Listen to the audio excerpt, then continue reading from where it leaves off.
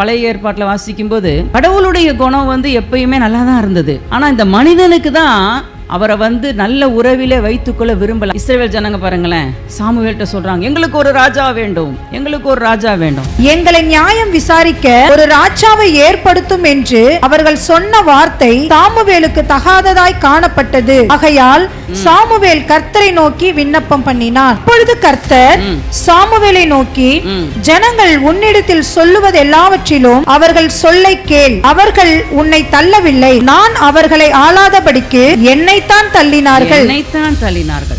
ஆண்டவர் பாருங்க, அவ்வளவு வருத்தப்பட்டு தான் சொல்றாரு. அவருக்கு என்ன, இவர்களை ஒரு தகப்பன் ஒரு பிள்ளை என்கிற உறவிலே இவர்களோடு கூட நான் இருக்க வேண்டும். இஸ்ரவேல் ஜனங்கள் என் சொந்த மக்கள், என்னுடைய பிள்ளைகள் என்று சொல்லி அவர் அந்த உறவிலே இருக்க விரும்புகிறார். ஆனா இவங்க என்ன நினைக்கிறாங்க தெரியுமா?